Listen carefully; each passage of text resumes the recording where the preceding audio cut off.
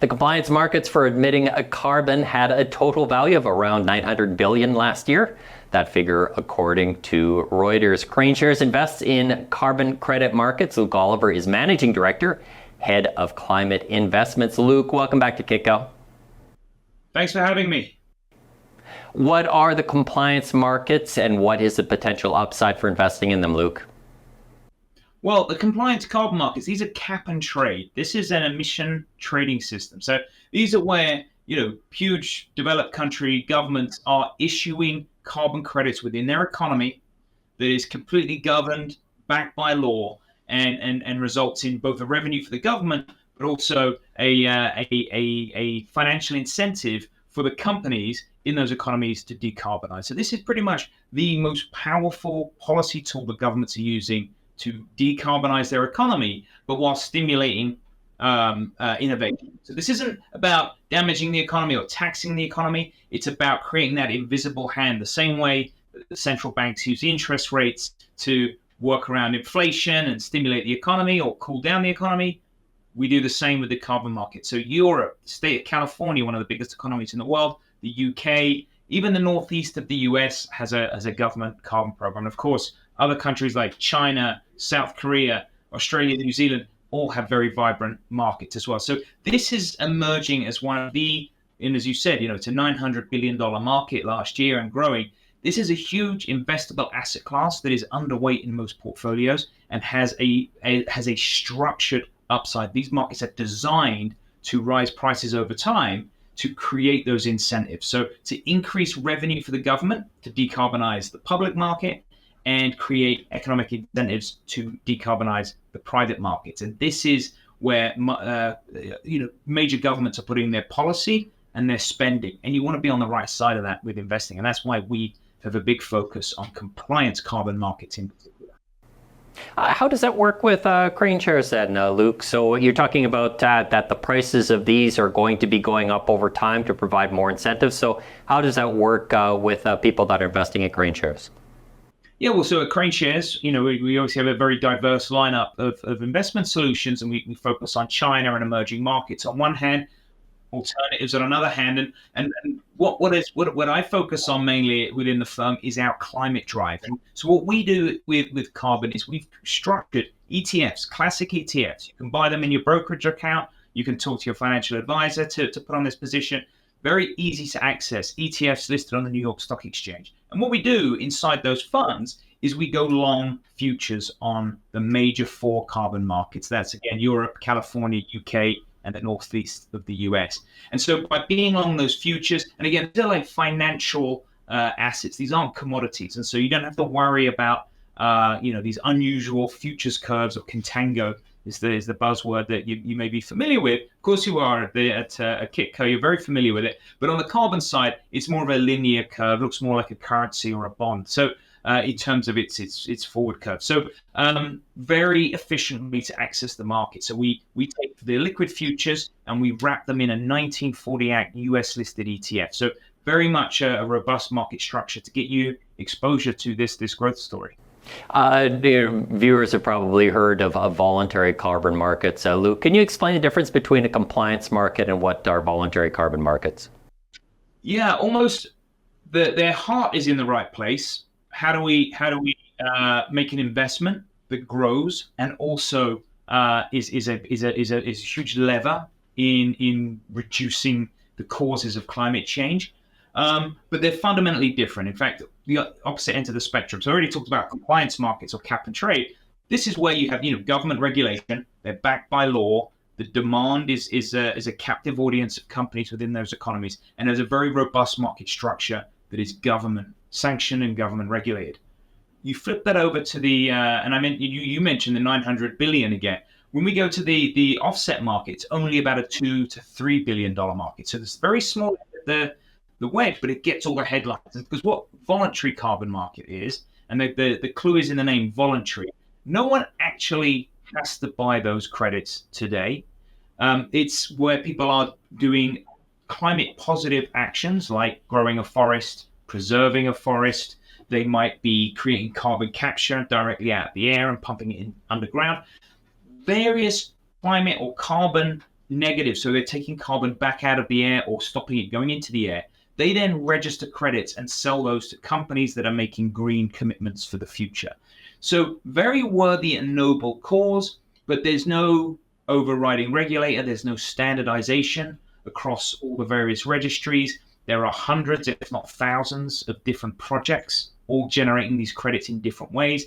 And the companies that are buying them are doing so at this point out of the goodness of their heart. And we applaud that, but that is not as investable to us as the compliance market, where we know where the supply is, we know that it's policy driven, and we know that the buyers must buy them by law under harsh penalty if they do not. That creates a very robust market. So compliance, highly investable in our opinion for investors of all stripes.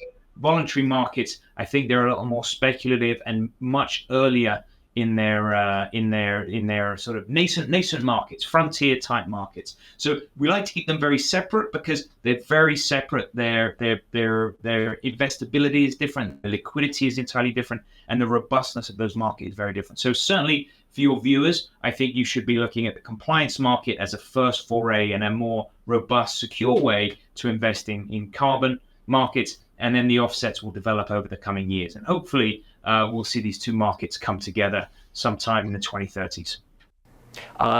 Speaking about heart in the right place, Luke, has there been some type of reputational risk for the compliance markets? What's been happening in the voluntary carbon markets? Because there's been some, how would you say, some less good headlines, worries about that the monies are actually being wasted or being put into projects that are not considered to actually be providing any type of benefit.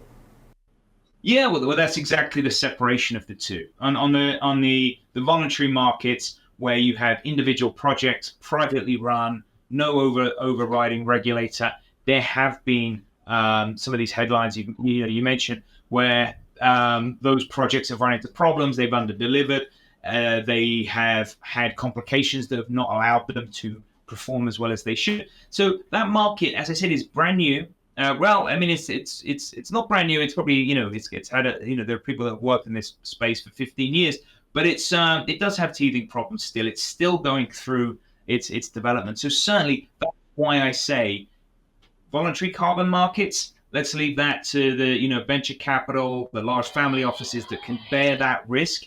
And then we'll take the compliance markets, which are not exposed to that risk. They're not exposed to that risk at all. The compliance markets, of course, there are risks in any investment. When we talk about compliance carbon or cap and trade or emission trading schemes, which are the three different phrases people use, there's no reputational risk attached to that. There is political risk if we see, and we've seen some indications of this, swinging political sentiment. That's what you're a little more exposed to. The ambition to reduce emissions within an economy, the ambition to decarbonize or switch to renewable energy. So we kind of see that that's happening, and we all sort of know there's no way back. This is where we're going. But no, I can quite comfortably say that that reputational risk you talk about lives in the voluntary market, and it's getting better all the time. But you don't have to deal with that side of things because there are no underlying projects or trees or mangroves that live underneath the compliance market. The compliance market is purely a robust market structure for market pricing 1 ton of carbon. How would you assess the current state of public support for climate change policies, Luke? In your investor presentation, you lead off with talking about why there's urgency to address climate issues. But I guess it really depends, of course, if there's going to be public support for actually taking some type of measures. Yeah, well, so first and foremost, in our presentation, we talk about the financial opportunity. For us, first and foremost, if we are going to propose to you that you should invest in these markets, there has to be an investment return. It's not just to save the planet. Many of us know that that's a priority, focus on that, and it's a passion of ours. But to get investors to really deploy real capital, they need to show the real return. So we start with the investment thesis. But you're right, when it comes down to what's happening in the environment, we don't need to debate the fact that there's more carbon in the atmosphere. People often want to debate why there's more carbon in the atmosphere today than there was 50 years ago, and why average global temperatures are exponentially increasing, albeit by small amounts. We are seeing this exponential increase, and it is starting to have very powerful effects on ecosystems and weather patterns and so on. So this is happening, but you don't need to take my word for it. What you do need to know, though, is that government policy and government spending has been shifting for over a decade now, massively and powerfully behind decarbonization. So as an investor, you need to put yourself in the place that's going to get the tailwind from government policies, the tailwinds from government spending. So of course, I believe that we have these increasing temperatures, but more importantly, governments that have been elected have already made that leap and made that commitment. Now, can that change? Yes, but the horse is out of the barn at this point. We've seen, the Inflation Reduction Act, something around 700 billion being deployed. Europe is deploying about 300 billion in the same manner, and China spends about 600 billion every year on renewable. This is happening. Don't let your political beliefs get in the way of a good investment. And so really, we do need to future-proof our portfolios against this change, but also, I'd argue, not just hedge or protect, but be long. This is where the flow of capital is going. And I think McKinsey put this number at something like, they're talking about multiple trillions between now and 2050. And that's the wave that you want to ensure is, the wind at your back when you invest. And compliance carbon markets are that pure play on that ambition. Luke, is the compliance markets going to be able to weather changes in politics? So we saw the big change that happened with the EU with their elections that were held recently. France, of course, is in the middle of election right now. The U.S. itself, if the Trump administration gets in, you're looking at an administration that would be looking less kindly towards types of carbon capture or carbon reduction. Yeah, so I think, and again, I think it's a mistake to assume that certain ends of the polarized, spectrum believe certain things. But it's fair that we're probably in Europe. I think we're seeing a shift right. I think it's possible we see a shift right in the US, and I think that a shift right usually sort of correlates with a less climate forward or climate supportive set of policies. But these programs, so the European program, for example, deeply embedded in the European Union, run by the European Commission. So even with those shifts, we don't foresee any material rolling back of the program. However, that is exactly what the market responds to. So I don't think anyone is forecasting the end of the program or a cancellation of the program. But sure, as the political makeup shifts in Europe, we may see less tightening, less ambition to tighten more. But ultimately, this is going to happen. It needs to happen. And that's what we sort of need to weather the storm of the vol. We're going to get volatility as we see these political shifts. Same in the US. Now, what's different in the US, though, is that if the carbon markets are not federal. So a shift at the federal level will not change state-run programs. The Northeast program is already a mix of red and blue states, and it's running very well. It's actually one of the best performing markets. It was up about 50% over the last 12 months. And so very powerful market that is both red and blue state run. It's worth noting that the California program, one of the most successful markets in the world, was put in by Republicans. It was Governor Schwarzenegger, which I think some people regard like a purple rather than a blue or red, but certainly it's so deeply embedded in California law, it would be very difficult to unravel. So long story short, we don't think that the political risk is terminal for these markets, and these markets can be rolled back. These are part of the law in the economies where they are, and where they are so deeply embedded that they won't be easily unwound. So we're not overly concerned about the long-term future of these programs, albeit we will see some volatility as we see, headlines around, shifts to the right or shifts to the left. That's going to drive some sentiment. Lastly, Luke, looking ahead over the next 12 months, what are going to be the major economic events that you're keeping an eye on, and what could be the impacts on the carbon markets?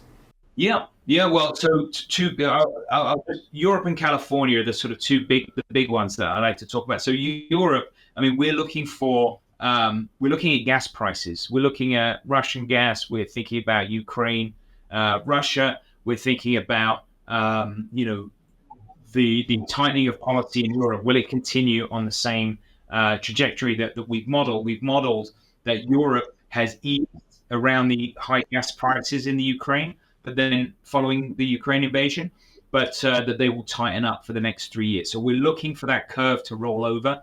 That's what's really going to drive European prices much higher. Europe's trading in the 70s. We see this going up into the low hundreds in the next 2 or 3 years. So that's really powerful move we're expecting. We're keeping a close eye on that. And we think, in the short term, gas prices are going to be important.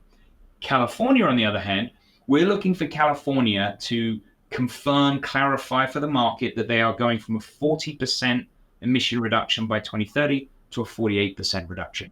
And everyone keeps trying to guess why prices are moving, why they're volatile. Simply put, money wants to be in this market as they shift from 40 to 48% tightening. California has said that's what they're going to do. California has in every workshop talked about that and have said that Q1 2025 is when they'll implement that. A lot of the faster capital is very impatient. They want to see that sooner. They're waiting for that to occur. For us long-term buy and hold investors, I believe we should be in these markets now and as this policy tightens and ride that through. We shouldn't be worried about the volatility because the correlations are so low, 0.3 to equities in the carbon market. So we think the two big movers are going to be Europe and California. Both are priced below market in our opinions. Both have significant upside. And I mentioned, Europe going from 70s into low hundreds. We think California, which is trading around 40 today, is going to be around 130 by 2030. That's that's something like a 23-24%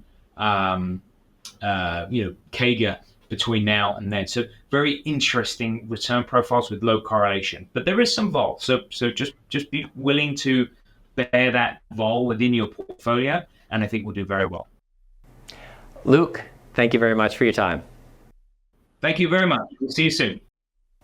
My name is Michael McRae. You're watching Kitco Mining.